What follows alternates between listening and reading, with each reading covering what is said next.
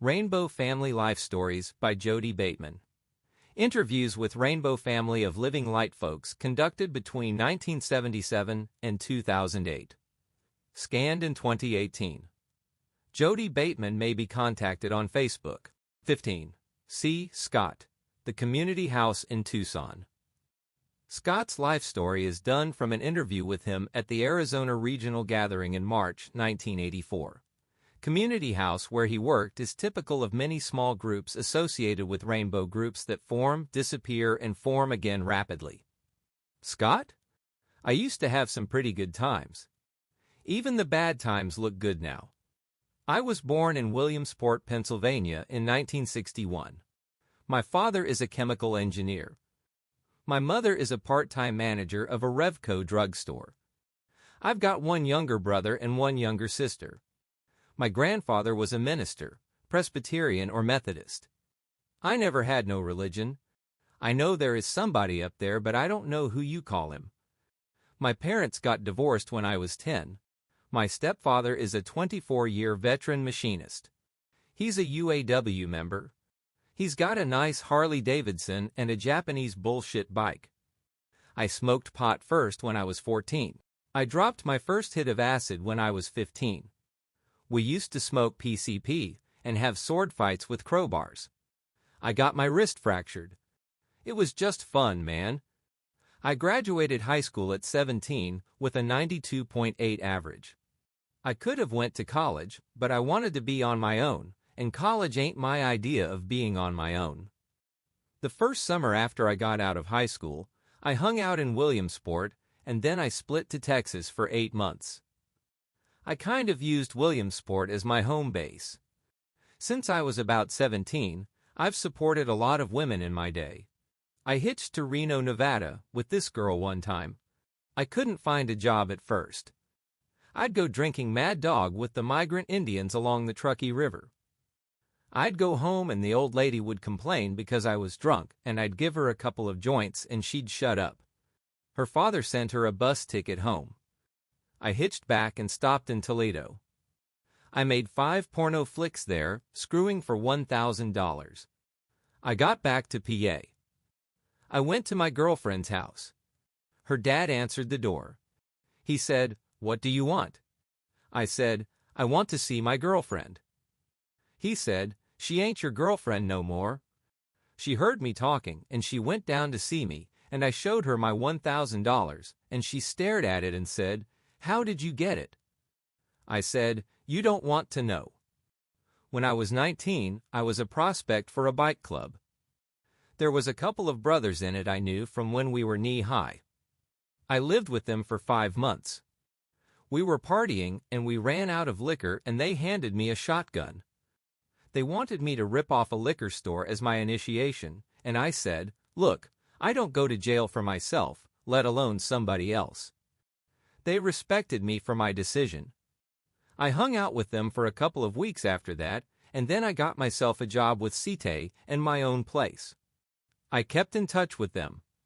Then I worked for PennDOT Pennsylvania Department of Transportation.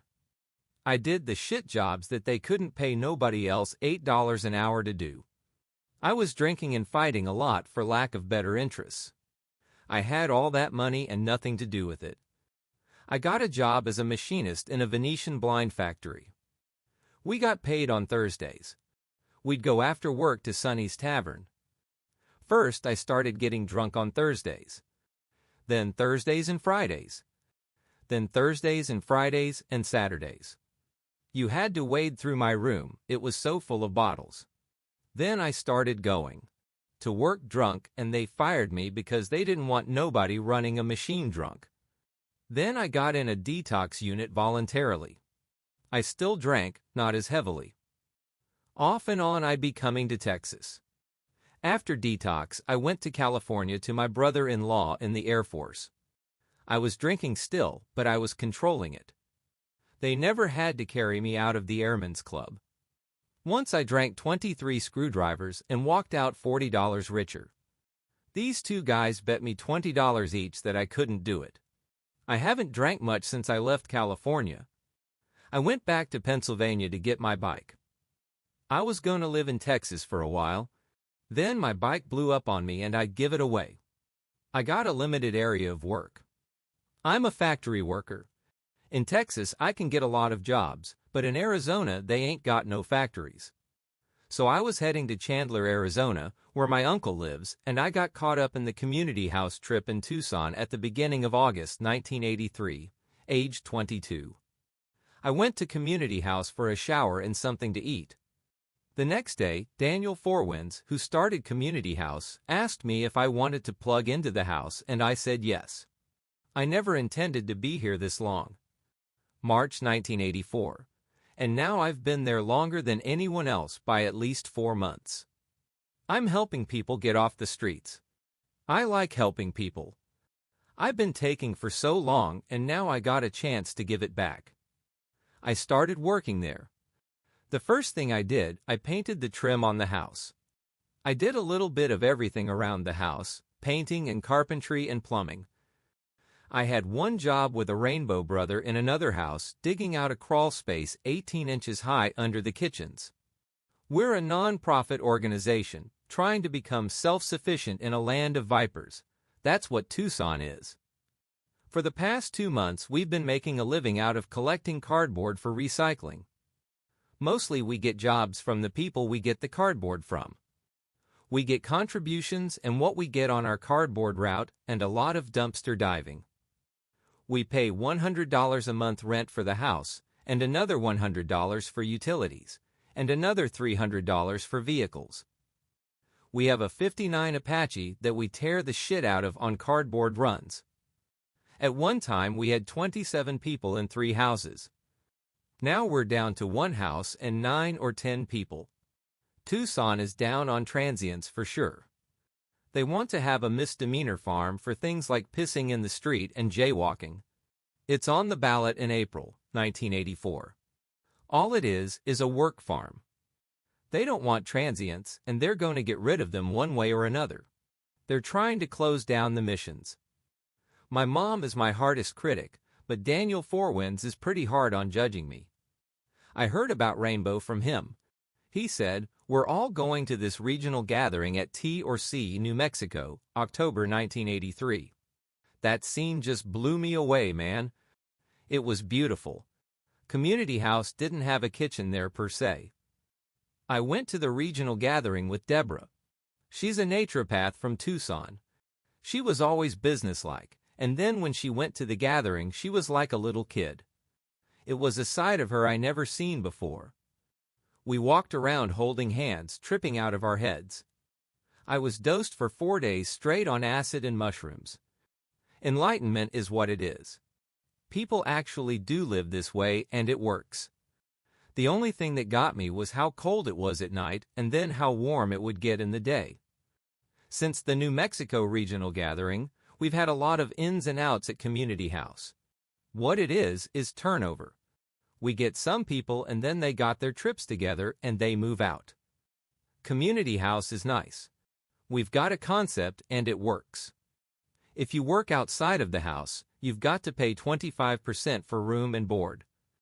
It works out it's a lot cheaper than living on your own. I'll never sell blood or give it. I've got too much scar tissue on my veins from shooting up in high school. I used to shoot up Dilaudid, Percodan and Crank. The last time I shot up was 1980, 3 years ago. I don't miss it. Every day if I'm in Tucson.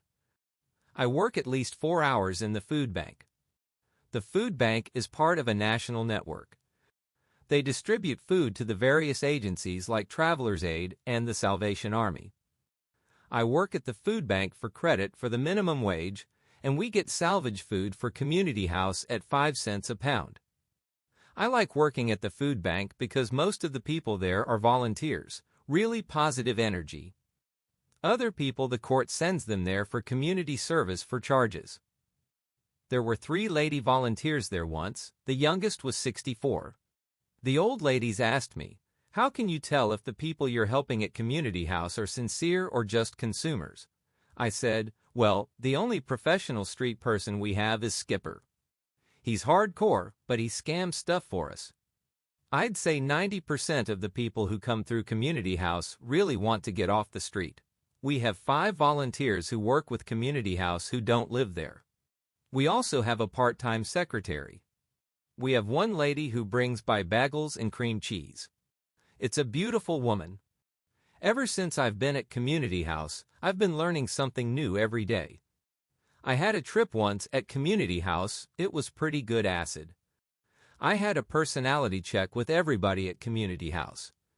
Everybody was coming to me with a problem. Usually, if someone has a problem, I just head out the door. But here I was stoned, and we have a free clinic at Community House, 4 hours a day on Tuesdays. We have a nurse come who's working on something called practical medicine. About 2 or 3 people come each time from Traveler's Aid with something wrong with them. The nurse is really a beautiful person. We sent her a letter about a month ago that we all signed. Our secretary wrote it. It was really well written, but the nurse said what made her know it was really from Community House was the tomato paste stains on it. I only got to the regional gathering in Arizona the last day, personal preference. I could have came out earlier, but I stayed in Tucson to keep the house in order. As for the work crew here for cleanup, I ain't never seen energy so scattered, polarization. They accuse our Community House kitchen of hoarding food. I want to be back in Tucson soon. They're making this movie, Thunder Alley, and we can get parts as extras there, bikers, making $85 a day. If I put on my leathers, everybody says I still look like a biker. I used to fight 2 or 3 times a month. Now I don't fight no more. I ain't no country boy. I'm from the city. I can only stay in the mountains for a few days unless I got plenty of LSD, and then I can stay anywhere. I've had a hell of a good life. I don't care about all the shit that comes down. Community House is gone. Now in 1992, Daniel Fourwinds, the founder, is growing organic coffee in Mexico.